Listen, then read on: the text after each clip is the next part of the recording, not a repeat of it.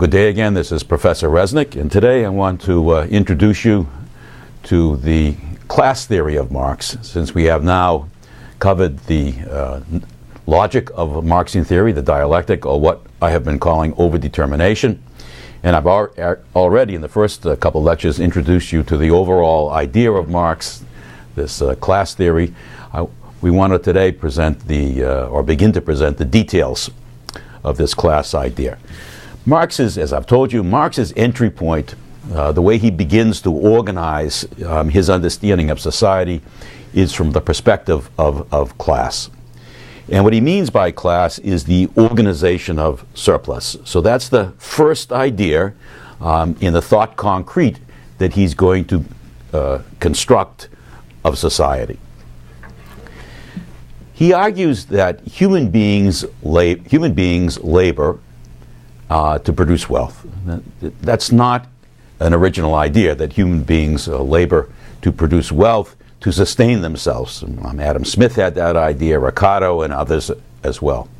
What Marx, however, adds to this is something entirely new in social theory. In other words, he inaugurates a whole new idea. He breaks that labor process into two parts. The first part he calls necessary labor. That is the quantum of labor required to produce goods and services, consumer goods, to sustain the laborer. Notice there's two parts here. The quantum of labor to produce the consumer goods, and the second part, to sustain the laborers. We're going to come back to that throughout the course. But in any case, the first idea here is breaking up the labor process into necessary labor. Any labor above and beyond necessary is what he calls surplus labor. So he begins to then ask questions. Once he's done this, ask questions about this necessary and surplus labor. First question you're going to ask is, who produces necessary and who produces the surplus? Who gets the surplus that's being produced by those individuals who produce the necessary and surplus labor? What do they do, the people who get the surplus, what do they do with the surplus that they acquire? And are there individuals in society who get shares of this surplus, even though they didn't initially get it? And why do they get a share of the surplus from the individuals who initially receive it? So we can ask all kinds of questions about this organization of surplus once he divides this labor process into these two parts of necessary and surplus. Class literally classifies a population into those who perform and appropriate or receive this surplus. So let me, since this is so important, since this is the entry point, let me put this on the blackboard.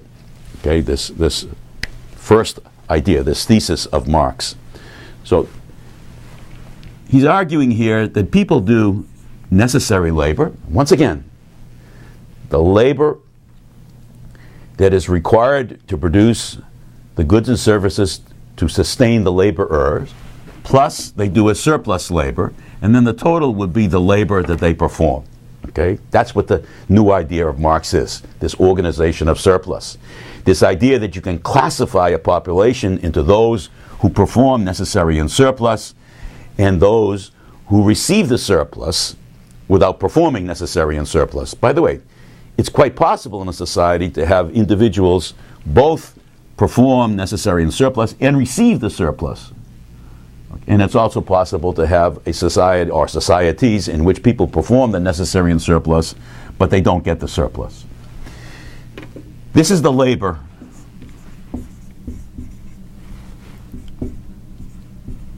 process divided into these two aspects, these two parts. Okay? The necessary labor times a productivity would be the consumption to sustain those laborers. So they perform, let's say, 4 days times the wealth produced by those 4 days. So we can put up here the little a is the wealth per unit necessary labor. And then that would be the consumption wealth to sustain the laborers. But they don't stop. Marx is arguing people labor above and beyond the necessary, and they do a surplus labor times I'm going to make the same A, productivity. And so they produce this surplus wealth above and beyond their consumption. And of course the total then would be the wealth produced in a society. Okay? Then the question is, this part, this aspect emanating from the necessary labor times its productivity, that sustains the laborers, the goods and services to sustain the people who are doing the necessary and surplus. Then the question is, who gets this extra wealth, surplus? Who gets the extra wealth? Is it the same individuals that are producing it, or is it a different set of individuals? In capitalism, where Marx spends most of his time analyzing, the workers who produce this totality only get this amount, the capitalists get this amount.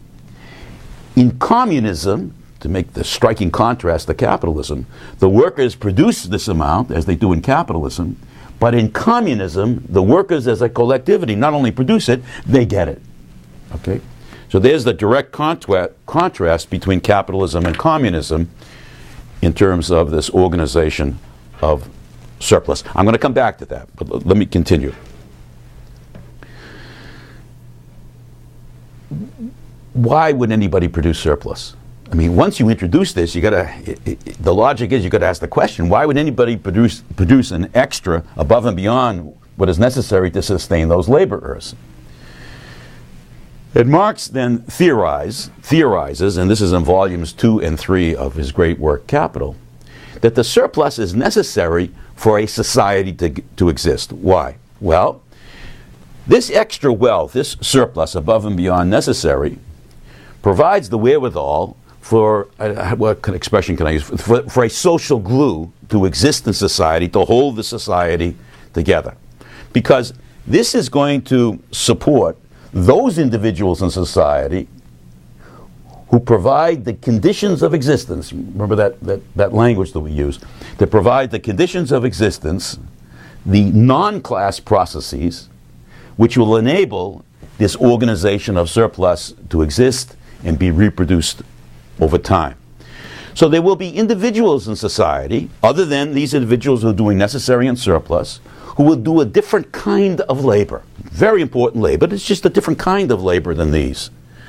That labor will produce political, economic, cultural processes which will enable this kind of class process that I just described to you to exist and to be reproduced over time.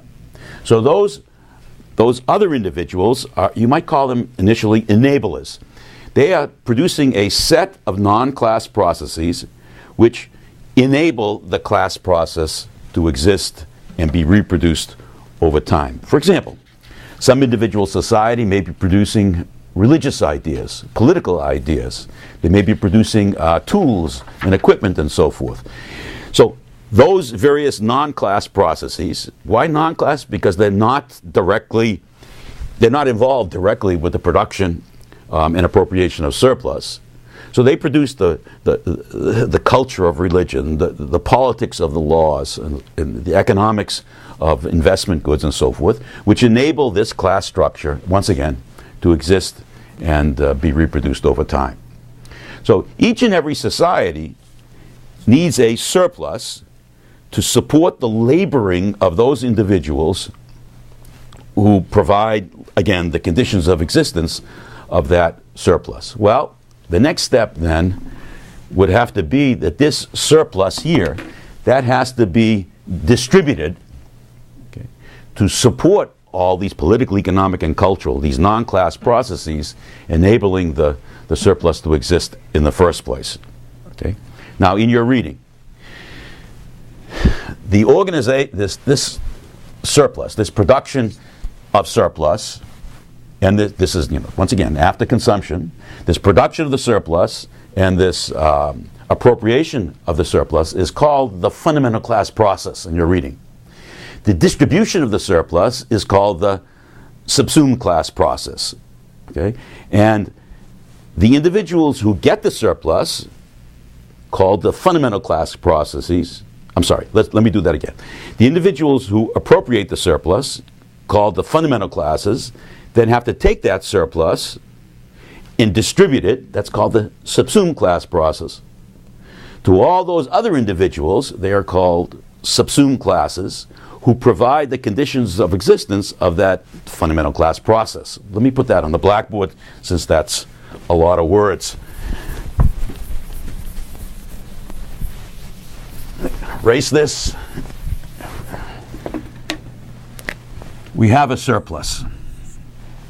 Okay? So this refers to the fundamental class process. A single process in which individuals, once again, do necessary labor. The yield of that is their consumption. They do labor above that, surplus. That surplus is received, let's say, by another group. Then that surplus has to be distributed. That's the subsumed class process. That's the distribution of it. To support, I'll use a Greek letter, that's a sigma, to support all of the expenditures, the subsumed class payments, to whom? To the subsumed classes who provide the conditions of existence of this. So over here on the right-hand side, we have these individuals securing, let's call them non-class processes. So they get a cut of the surplus to help support them. They produce and disseminate non-class processes, politics, culture, economics, that is, economics other than class, which provide the conditions of existence of the left-hand side. That's the logic of overdetermination. But of course, the left-hand side also supplies the condition of existence of the right-hand side. In other words, each side of the equation is both cause and effect. Each overdetermines the other. We're deploying then the logic we learned about the dialectic or overdetermination to understand this class theory of society. Okay? Let me give you an example of this. Okay? Let me start with capitalism, our society in the United States today. So I'm going to use this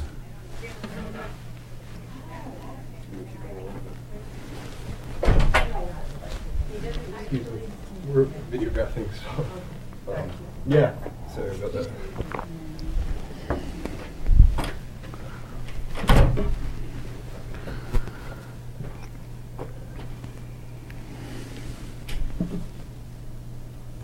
Okay, go ahead. I'm going to use this theory we just presented, this overview, to talk about then capitalism. Consider the corporations in the United States, industrial corporations. Marx is claiming that the workers working in those corporations, they produce a surplus, it's called gross profit, and the surplus is received by a board of directors. Why? Well, the board of directors, literally, we're talking 20, 22 people, the board of directors in that corporation, General Electric, they personify the corporation. Under the law, the corporation is a person, and the person is personified in its board of directors. And then politically and culturally and economically, that small set of individuals receives the profit of the corporation, that is the surplus that the workers have produced. This introduced you to the overall idea of Marx, this class theory. We want to today present or begin to present the details of this class idea. Marx's, as I've told you, Marx's entry point, the way he begins to organize his understanding of society, is entirely new in social theory. In other words, he inaugurates a whole new idea. He breaks that labor process into two parts. The first part he calls necessary labor. That is the quantum of labor required to produce, is from the perspective of class. And what he means by class is the organization of surplus. So that's the first idea in the thought concrete that he's going to construct of society. He argues that human beings labor to produce wealth. That's not an original idea, that human beings labor to produce wealth to sustain themselves. Adam Smith had that idea, Ricardo and others as well. What Marx, however, adds to this is something. Good day again, this is Professor Resnick, and today I want to introduce you to the class theory of Marx, since we have now covered the logic of Marxian theory, the dialectic, or what I have been calling overdetermination. And I've already in the first couple lectures